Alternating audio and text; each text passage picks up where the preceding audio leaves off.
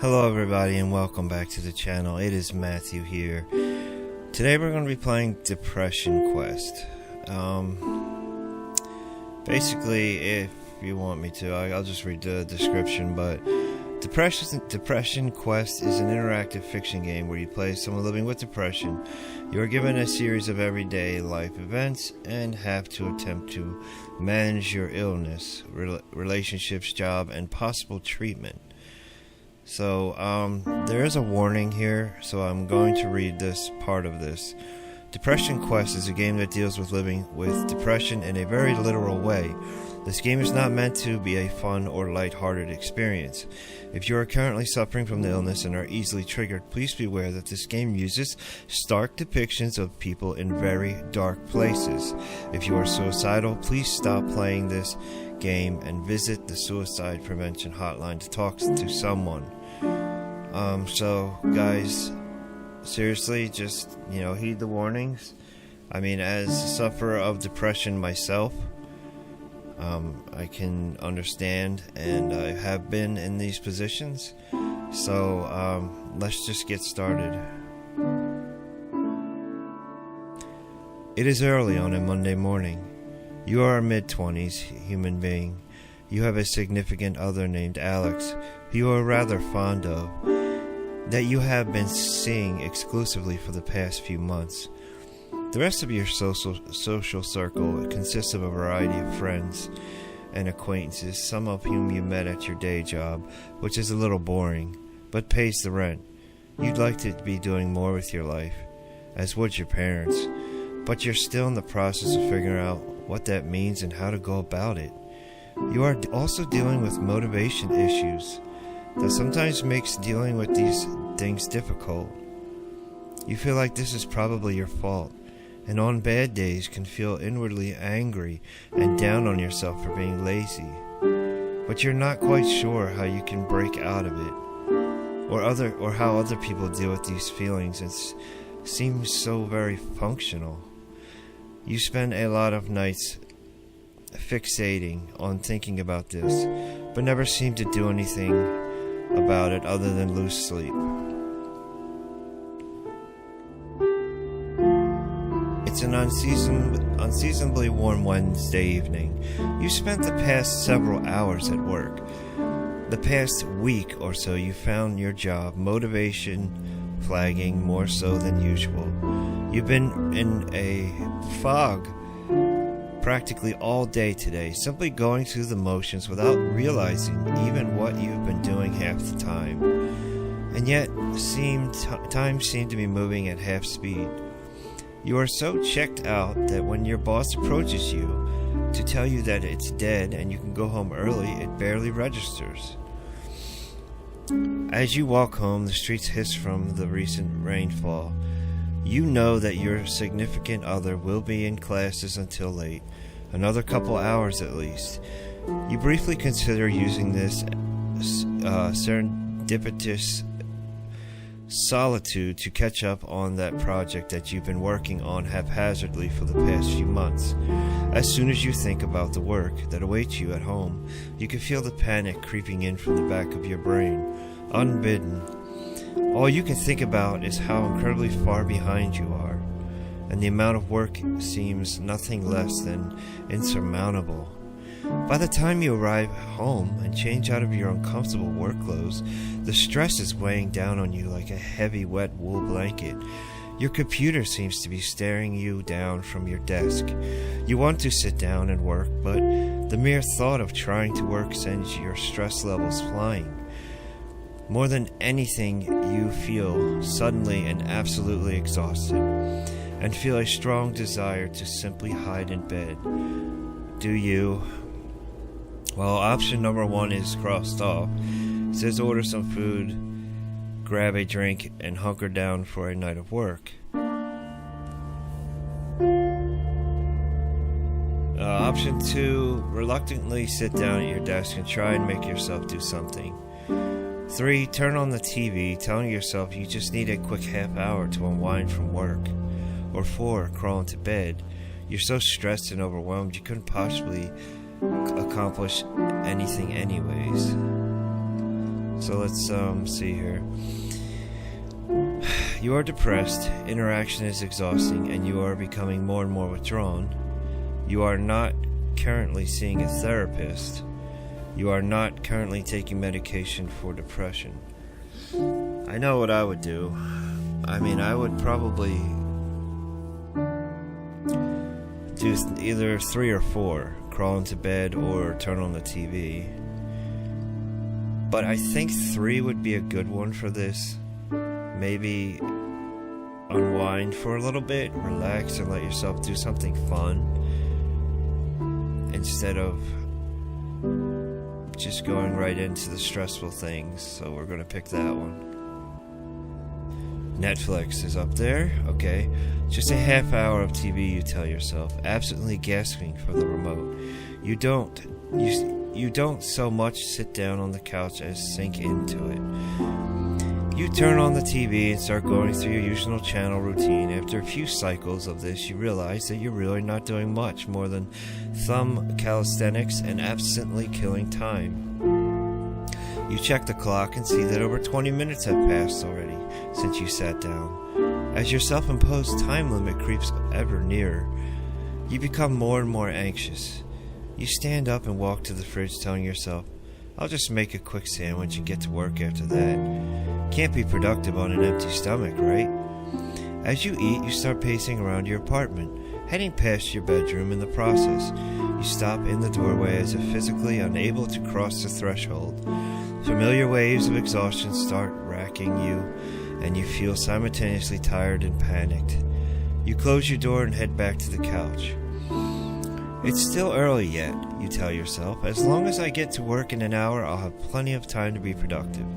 As you flip channels and let the CSI and Jeopardy reruns wash over you, you sink deeper into the couch, feeling at once encroached upon and shielded by being quite literally swallowed up by it. As the second hour draws nearer, sure enough, you find yourself getting anxious and jittery. You repeat the fridge pace couch process a couple more times before you look at the clock and realize that several hours have passed, and, not surprisingly, you've managed to get no work done. You crawl into bed, aware of the fact that you have work in the morning and that any opportunity you had to catch up on your own creative endeavors today was squandered. You're feeling so disgusted with yourself that when Alex calls to talk to you on her way home from class, you simply say you had a really rough day at work and you're trying to rest up before your shift tomorrow. She says she understands and wishes you a good night, though you can't help but notice that she sounds slightly disappointed.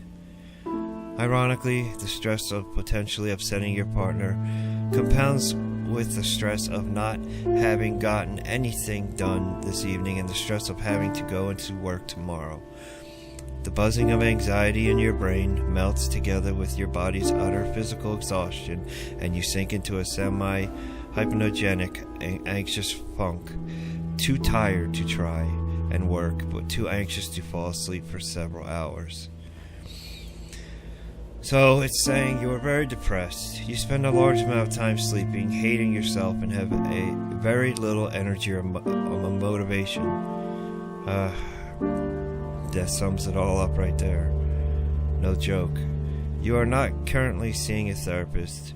You are not currently taking medication for depression. It's a mild Friday afternoon. Alex calls you from one of her classes telling you that there's going to be a really awesome birthday party tonight at her apartment that one of her roommates is throwing. You've hung out with this roommate a few times with Alex, and you get along well enough, but aren't particularly close. You don't have work in the morning and have nothing else in particular to do tonight. You are feeling kind of run down, but you have been fatigued most of the time lately. You mention that you're feeling ill because you're not sure how else to explain those feelings to someone else, and say that you aren't sure that you can make it tonight. There's a second of silence over your phone, but you can swear you can hear the sound of your partner's face fall. She tries to convince you anyway. You haven't seen her this week, and she sounds pretty insistent that you come over. She even drops a few suggestively worded hints that you could stay over with them tonight after the party. What do you do? So it's not giving me the option to shake off my funk and go have a good time with my girlfriend. But we can agree to go, or we could say that we're really just not feeling well and can't make it. So it's saying the same things, that we're not seeing a therapist, we're not taking meds, and that we're depressed. But we're going to agree to go because this is something that I'm just going by something like I would do. I would try to force myself to go, I think. So let's agree to go. You agree to go, even though you're really not feeling social, and that is tough. It's tough when you have like social anxiety and you're antisocial and you have depression as well. But let's continue. Let's read.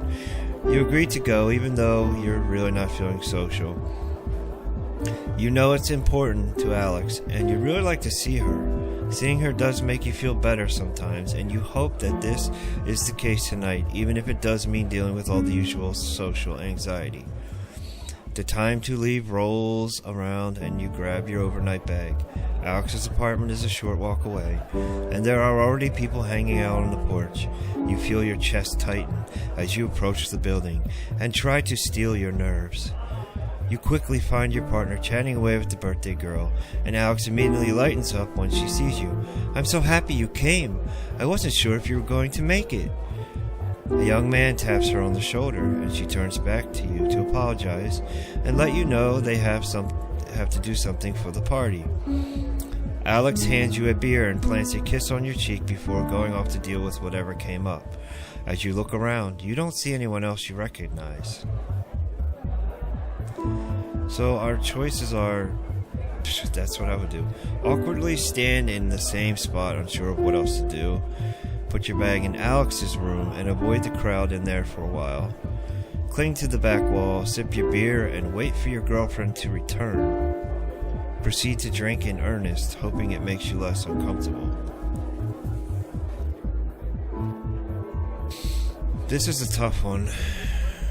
I would probably cling to the black wall, sip the beer, and wait for my girlfriend to return. So let me see, man, nothing's changed down here yet. So let's go ahead and do number 4. As Alex leaves, you are not quite sure what to do with yourself. Standing in the middle of the room leaves you feeling kind of exposed, and you don't feel ballsy enough to go to randomly approach any of the groups of people clustered together talking. You head to a clear spot on the back wall and lean against it. For some reason, this always feels a lot more secure. You scan the party for a familiar face or any sign of your partner, and come up with nothing, not sure what else to do, and worrying that you must look creepy just standing there watching everyone. You take out your phone to busy yourself. 20 semi-tedious games of Bejeweled Blitz later, your partner returns. You spend the rest of the night with Alex, occasionally being introduced to people and nodding along with group conversations, even if you don't participate that much. At the end of the night, as you're falling asleep with your girlfriend in the crook of your arm, she thanks you again for coming. Half drunk, she confides that she thought you were going to flake out, and was pleasantly surprised that you managed to come out. She says it lovingly, but you're not quite sure how you feel about that statement. So we still are in the same, same state at the bottom here. It's a little afternoon on a muggy Saturday. Your mother has come over for a surprise visit, claiming loudly she doesn't see you enough, so she decided to invite herself over. As you converse, she walks around your place, and you get the distinct impression that you're being inspected. So what's going on with you lately? She asks abruptly. Taken somewhat aback by this left fielder, you tell her you're not sure what she means. She repeats the question, saying that you haven't seemed like yourself lately. She gestures to the dirty dishes piled in the sink and the notes that and notes the fact that you haven't called or visited in a while. Your reticence only seems to spur her on more. She presses you, asking if you're having problems at work or with Alex, and you're beginning to feel increasingly battered by her sudden, well-meaning but overwhelming inquisition. Under her questions, you become increasingly uncomfortable. You want to be able to explain to her how you're feeling, but the truth is you're not really sure yourself. Nothing horrific has happened at work or with your significant other or friends or anything like that. But all the same, you can't deny that lately you've just felt drained, and as though you're not really here. You wish you could tell your mother these things, but she hasn't been approachable about negative emotions in the past. She's the kind of person who holds the opinion that the solution to any problem is to simply try harder and maintain a positive attitude. A stance that has reared its head in past conversations when you've begun to explore the subject with her. You know she's unlikely to be understanding, and you feel the energy drain out of you when you imagine what would happen if you managed to blurt out everything you are feeling. So it's never giving us this option, this first option that we should probably do. But in another way, number 2 is kind of like the same thing. So we can try to be honest with her anyway. Tell her that everything is fine and thank her for asking, which is a lot of the times I do that, even if I'm not fine, you know. Or you can change the subject, but we're going to be honest. And I think that we're going to leave it off here. We're going to click it, right? Okay? We're going to click it, but we'll pick this up next time. So guys, if you enjoyed this game, you want me to finish it, just let me know in the comments below. You know, I really appreciate you coming by and checking it out, and please, you know, hit the like button on this, and just be positive, and you know, there's always somebody that cares about you, and I do, and just thanks a lot, guys, for everything, and I'll see you in the next video, and peace out, guys. Tell me pretty lies, look me in the face, tell me that you love me, even if it's fake.